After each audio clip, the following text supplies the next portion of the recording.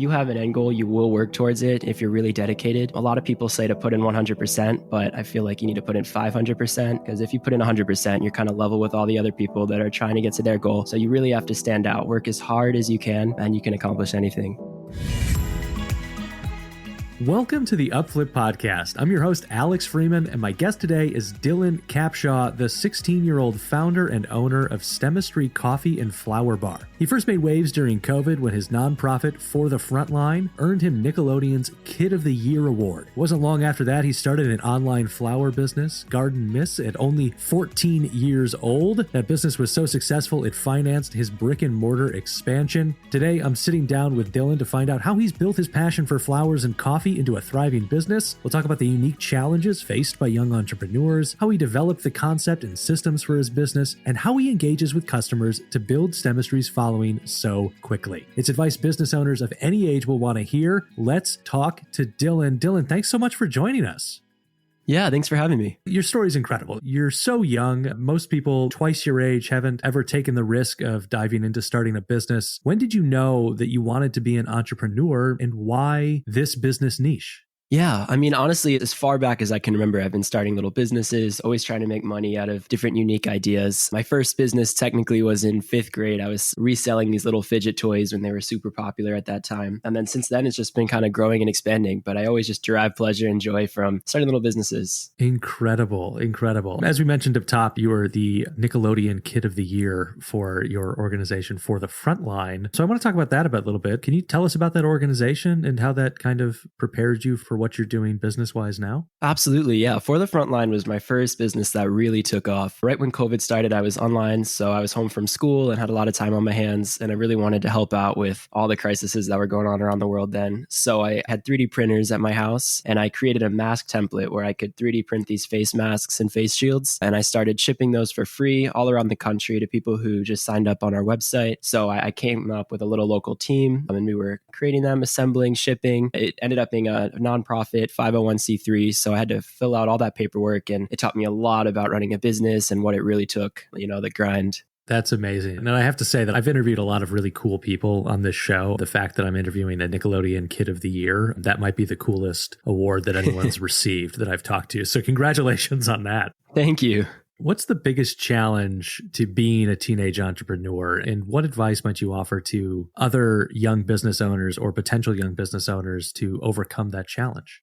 Yeah, I mean, being a teenage entrepreneur absolutely comes with its set of struggles. When I first started interviewing employees and having to go through the whole hiring process, I would have people just walk in and walk out thinking it was a joke, not taking me seriously. People who were really good, but then once I hired them, thought they could just walk all over me or they could run the business. So I would say my biggest piece of advice is just having confidence and really believing in yourself. Because if you are young, you will be taken advantage of or walked all over, and you just need to be strict and stern and, make it known that what you say goes. Your current business empire started as an online flower shop. Can you talk about getting that off the ground? What were those initial steps that you took to get started there? Yeah, so this was my first business where I was really starting to make money. I also started this in COVID 2020. So I was home from school online, and I just kind of had an idea where I started cutting my landscaping, literally just trees in my backyard, and marketing it in unique ways. So I was saying like aromatherapy or hang this in your shower. They were like citrus branches, eucalyptus, things like that. So I started an Etsy shop. I posted some products. I created some ads, and surprisingly, it kind of took off. I got my first order the week I started it, and they just kept growing and growing. And it was like a snowball effect. I would start adding more products, and eventually I just kind of clipped my yard dry. But it was a lot of work getting it off the ground at first, but once I kind of got a routine down, it became way easier. It sounds like most of the startup costs there were in time and effort as opposed to actual monetary investments. But what were kind of some of those initial costs? Is it the kind of business that you think people can start with absolutely no startup cash? And how long did it take you to kind of recoup those investments? Absolutely. Yeah. I mean, landscaping is obviously free for me. So I really just started with about $100 in my pocket just for advertising. And then once I put that 100 in, I started getting orders. I didn't really have to pay rent or employees. So all that money was profit besides my small amount for shipping fees. USPS boxes were free. So I would reinvest all of that and continue raising my ad budget. And that helped me really gain traction. But I would just say, I mean, with $100 just to get some ads up, you can really easily get this off the ground. And now you've moved into a brick and mortar location. So I guess the first question is, what kind of led you to make that decision? Yeah. So honestly, flowers are not necessarily my passion. It was more of a company I started that ended up growing into this online empire. So I wanted to expand and open up a store, but also tie in my passion, which has always been coffee. So I thought coffee and flowers, it's unique. I could create a really cool brand out of this. And I decided that I wanted to find a brick and mortar building and get that off the ground. Brick and mortar usually, in my experience, costs a little bit more than $100. So Yes. what did those startup costs look like to get yourself up and running? Yeah. So by the time I opened my brick and mortar store, I had been operating my online business for about 2 years. And I saved up every single penny that I earned while creating that online business. So I put in about $50,000 getting the store up and running. So legal fees, equipment, build out furniture. It came out to about 50 grand. And you mentioned the concept itself of flower shopping and cafe being a bit unique. What makes Stemistry a unique business, and how is that giving you a competitive advantage? Yeah, I mean, we have coffee shops on every corner near me. They are everywhere. And a lot of them are mom and pop. We do have all the big chains, but I really knew that if I was going to open a coffee shop, it would have to be unique. So that flower aspect doesn't really exist. So tying in the flowers, where we're both a flower shop and a coffee shop, gave us that competitive edge. I also created the whole menu myself. So I was trying to tie in flowers with our coffee drinks. So I call it our latte lab. And I was really trying to make unique drinks that you couldn't find anywhere else. So we could just be set apart from the competition. Quick reminder for our listeners that if you are enjoying what you're hearing on this episode and want to support the Upflip podcast, we invite you to leave us a 5-star review on your favorite podcast platform to help us grow our audience and share these incredible insights with more listeners. Now, you mentioned having the coffee shops on every corner, not really having the flower element. Did you do any other kind of market research to validate the idea before you dove in? Yeah, honestly, I created the concept. I had the idea and nothing was going to stop me at that point because I really wanted to get this up and running. So I didn't do much market research. I knew I'd have to be competitive. I knew I was going to have to get creative because of the amount of competition, both in coffee shops and flower shops. But I didn't really do the research that I probably should have, trying to make sure that it would be a success. If you could go back, knowing what you know now, to go back, what kind of research might you suggest to yourself that you should have done? Absolutely. I definitely would have run comps for the area. I'm really happy with the space that I chose, but we are within a mile radius of 3 other coffee shops, 4 other flower shops. So we're definitely in a super competitive area, which going back, I don't think I would have changed because I enjoy the competition and I do think it's fun having them. But it would have been nice knowing that going in, and we could have gotten a little more creative with our marketing and advertising right off the bat. I'm curious then, what did lead you to choose the location that you chose? When I found this location, it's in this little kind of strip mall. So I like that I wasn't the hook. I had other people there generating traffic. So even if I wasn't getting crazy competitive at the time with advertising, I'd at least have people in the plaza. It's not like I was the only business having to pull everybody out myself. It was also kind of an equal distance from my house and my school. So I knew it'd be easy to be there early in the mornings or late at night because obviously I've had some long days there. And I really enjoy that we have a lot of street coverage. We're close by to a lot of walking paths. So it's a good area in the sense that we get a lot of brand advertisement and recognition just from having our sign so out in the open. How long have you been open? We have been open since March, so we're coming up on a year. What are the average monthly revenues looking like? Yeah, so we're bringing in about $30,000 a month, and that's both with our in-person sales and our online sales. How does that break down to profit? What are your margins? So we're turning about a $10,000 profit right now a month. Incredible. And how does that break down between like flower arrangements versus coffee and drinks? Are you finding that you're primarily a coffee shop or primarily a flower shop that also has coffee? Right. So going in, I was thinking that we were going to be a coffee shop with flowers. But honestly, for the first couple months, we were 50-50. Now that we've had some more time to really look at our sales, we're about 60% coffee, 40% flowers. But the flower sales really add up quickly because you have a $3 cup of coffee versus a $200 arrangement. So obviously they can add up fast. How did you develop the coffee shop menu? When I was 16, I was just starting to drink coffee. And so I don't know that I could have had the first idea of what should be on a coffee shop menu. So how did you develop that menu? When I turned 13 for Christmas, I asked for an espresso machine. It was all I wanted for my parents. So my one condition was you can have the espresso machine, but you're not allowed to drink anything you make because they didn't want me having caffeine that young. So I definitely had some time to practice creating drinks, and I loved being creative and making drinks that you couldn't really find anywhere else. And having the flowers going into this business, I knew it was a perfect opportunity to create some florally drinks. So our all-time bestseller is our rose latte, where we infuse rose extract into a latte. I'm really big on presentation, so we do all kinds of toppings. But I mean, a few months leading up to our opening, it was just constant trial and error. Me sitting in that empty store with the espresso machine, kind of creating all these drinks and seeing what tasted good and what didn't. You mentioned at the brick and mortar, you were happy that you weren't the hook there. So I want to talk to you a little bit about attracting customers. Let's start with the online store. What were and have been your most productive strategies for attracting customers to the online storefronts? So online, I would say advertising is obviously the biggest key, and you really have to be creative. So when I was first creating ads, I was thinking, what wouldn't I do? And then I would kind of do whatever I didn't want to do because I knew I had to think outside of the box. I mean, there are a lot of online flower shops, so I needed an ad that when people saw that, they would click mine over someone else's, obviously. So steadily increasing my daily ad spend helped a lot as I was starting to make more money. That way I wasn't really investing too much out of pocket and going into debt, but definitely ads were the biggest thing to get us started. And then organic growth as well, asking for reviews, just in a kind way. Hey, if you enjoy the product, leave a review because that really helps a lot. And then even influencers, just shipping out, if we had some new flowers come in, shipping them out to some YouTubers or Instagrammers, and then they post the flowers and tag us, that would always help a lot as well. And how did that strategy shift when you added the brick and mortar location? Yeah, so once I added the brick and mortar, it was a whole new realm. So I would say that once I got that up, I tried a lot to get on local news. A lot of people kind of overlook local television and they focus more just online on social media. But I would try to find something going on in the news and then kind of match that. So for example, if teachers were going on strike and the news was covering teachers on strike, I would offer free coffee for teachers. And then the news would kind of get a 2-for-1 story. So I'd almost get a guaranteed hook that they'd come in and cover my store. And I'm also kind of helping a cause. So really engaging with local media and also local influencers. That was a huge help. It sounds like social media has obviously been very important in building out the brand and building out the businesses. So help us understand your social strategy. What should people be doing, especially if they're looking in the kind of like flower or coffee space?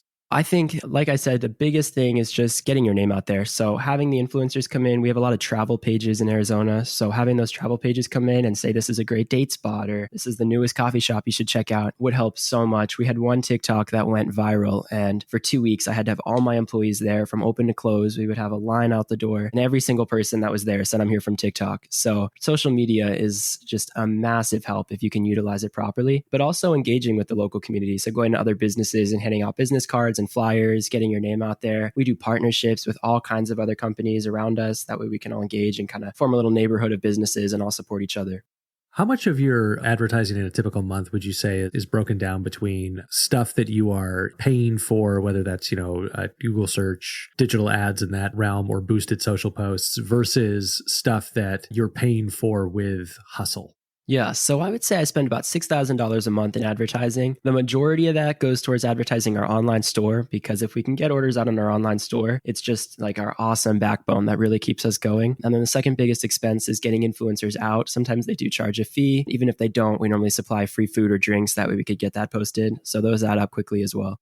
So this is going to bring us to a section of the show that we call our Fan Blitz questions. These questions come from our YouTube community. Those of you listening out there, you can go to youtube.com/upflip, join the community, and post questions to future podcast guests. So Dylan, we're going to try and get through about 5 questions in maybe 75 seconds here. Okay. Here we go. Euros Lukovic is asking how you have overcome the fear of starting your own business, considering your age. Yeah, it was definitely a huge fear starting off, a major struggle, but believing in yourself and having a goal you're set on will really make you unstoppable. You just don't give up and keep a clear sight. Your previous businesses were funding future businesses through savings, so I'm curious what you're doing with your profits now. Honestly, up to this point, I invest 100% of what I make back into my businesses, current and future. So it's all at this time going towards my second location for Stemistry. What's the worst part about being an entrepreneur? The worst part would be having very little free time. You have early mornings, 4 a.m. starts, and then an early bedtime, I'd say around 8:30. So no time. What's the best part? Best part is controlling your own schedule and having the freedom of doing what you want and when you want it. What's the biggest purchase you've ever made?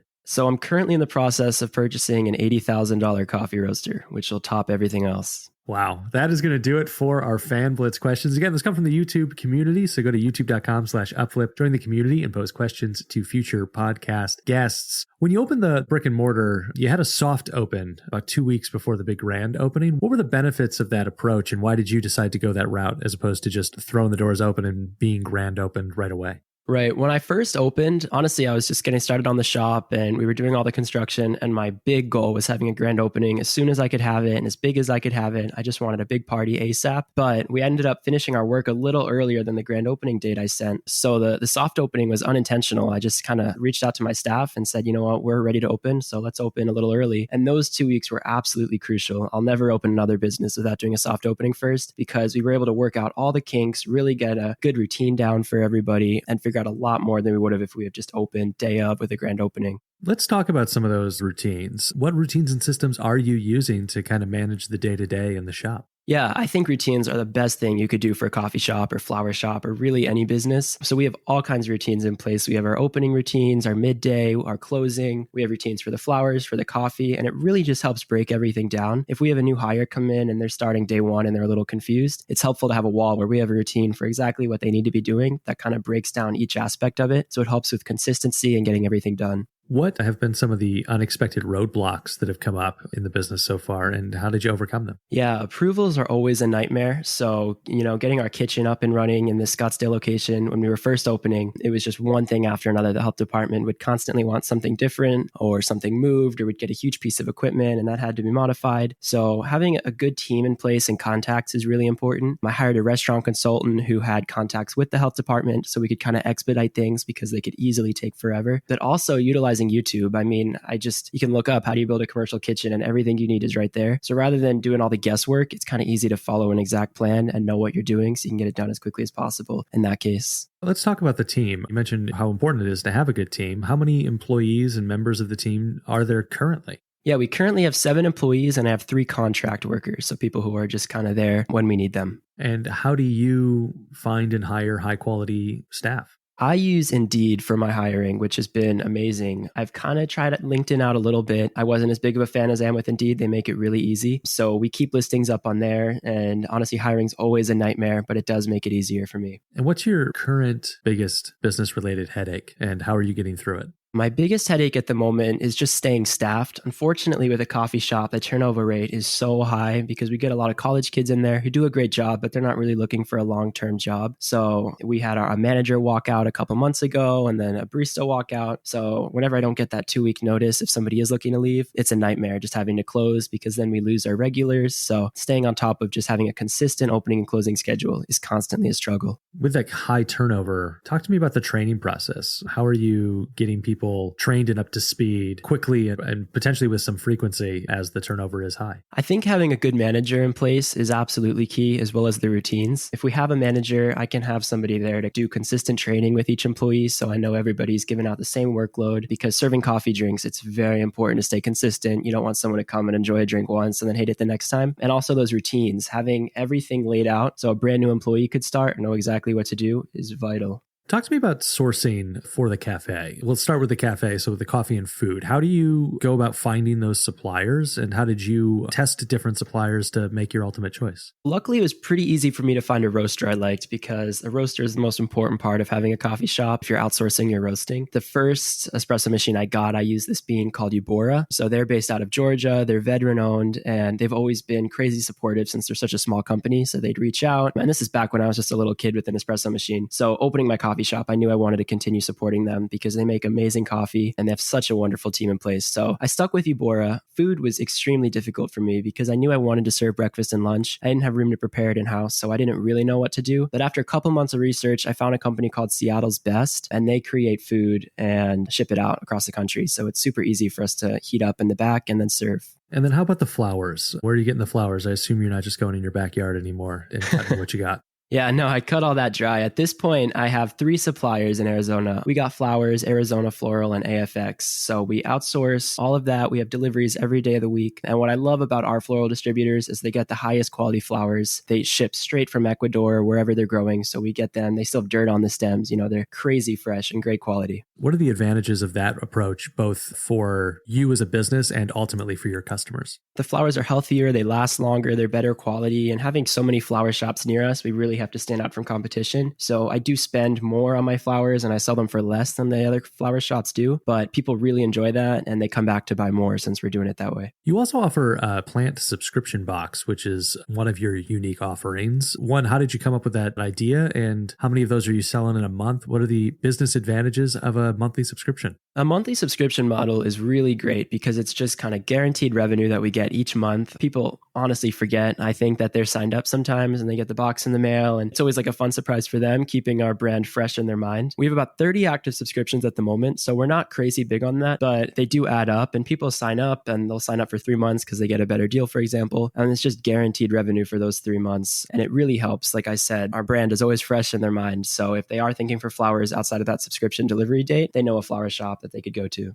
What systems or tools are you using to manage the finances for the business? And what particular metrics are you always making sure that you're keeping track of? Yeah, so I use Square for our point of sales, which tracks everything about our finances. So I really, really like Square. I'm always keeping an eye on payroll because that sneaks up on me all the time. I also use QuickBooks Online. It links seamlessly with Square, so it's really easy to keep track of all my expenses, all my earnings, forecasts for future earnings and expenses. And then I have an excellent accountant, which I think is vital to have, who stays on top of all my bookkeeping. I'm fairly deep into this interview, and I'm sure some listeners are like, is he ever going to ask him this question? How does school factor into all of this? Yeah, school is like my biggest enemy that's always there. Obviously, I'm a junior in high school, so I have school 8 to 3 every day, plus homework and all those extracurriculars. So it's tough kind of having a double life where I'm a high school student and then I'm out managing my team. But I have early mornings. I'm there for at least an hour every morning before school, and I'm there after school. And while I'm at school, I try to spend as little time as I can working on schoolwork and instead talking to my team and managing online orders, whatever I can do from my computer.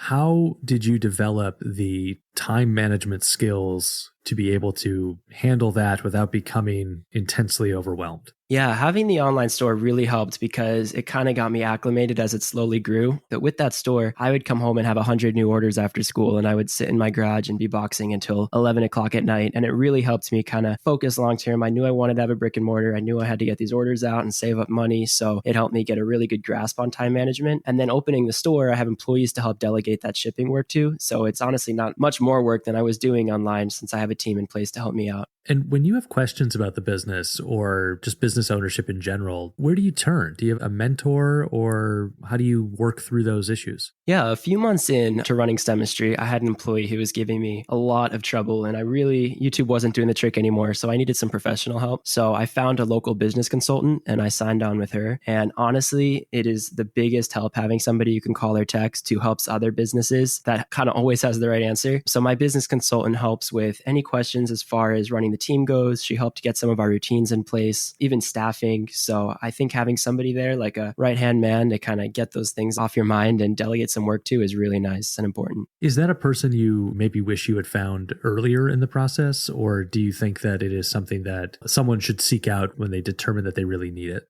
I mean, I think either way, if someone really needs help, it's definitely time to take a consultant on if you can afford that expense. But honestly, the earlier I could have gotten them on, the better. I'm sure if I had somebody there to kind of help me out while I was first hiring, it would have been way less of a headache. And I probably would have gotten some better systems in place right off the bat rather than waiting a few months. What's the ultimate goal for Stemistry? Stemistry has been awesome. I mean, it's been the best project since I opened it. So I really want to keep expanding. I'd love to continue growing online. We've shipped to all 50 states. We've shipped to 8 different countries. I love that aspect of it. So eventually I'd love to get a warehouse, ship out flowers, roast our own coffee. But for now, expanding is my biggest goal. And what are you doing now to make sure you're building towards that goal every day? Yeah, I mean, every day I keep track of every single number because everything is super important. All of our inventory adds up, all of our expenses add up, but we're opening our second location in downtown Phoenix right now, which I'm working really hard towards right now. And honestly, just not losing sight of that end goal is super important because it can get tough sometimes. And what's your number one advice for other young entrepreneurs? I would definitely say to start young. I mean, if you have a goal or a passion or a dream to be an entrepreneur, have your own business, there's no reason to wait. It can seem intimidating, but just having a phone at your fingertips has so many resources on it. So I would say, why wait and get started now? If you could pick the one thing that people take from this interview, what would it be? Definitely to keep pushing through. Like I said, if you have an end goal, you will work towards it if you're really dedicated. A lot of people say to put in 100%, but I feel like you need to put in 500% because if you put in 100%, you're kind of level with all the other people that are trying to get to their goal. So you really have to stand out, work as hard as you can, and you can accomplish anything. What's your favorite business book and why? My favorite business book would probably be How to Talk to Anyone. It's by Leo Lowndes. It's a really good book to kind of break boundaries between talking to adults, in my opinion, that I'm hiring. I have some parents on my team, so it helps me communicate with them if I'm having to reprimand somebody or even just a friendly conversation that might be kind of awkward. Dylan, where can people learn more about you and Stemistry? Yeah, people can learn more about me on dylancapshaw.com and about Stemistry on stemistry.com. That is going to do it for this episode of the Upflip podcast. A reminder to our listeners that you can find more advice on how to start a business the right way on the Upflip Hub. There you can also find links to past podcast episodes, over to the YouTube channel where we got other great videos, as well as some of the courses that we now offer over on Upflip's website. Dylan Capshaw of Stemistry and For the Frontline, former Nickelodeon Kid of the Year. Thanks for joining us. Thanks for having me.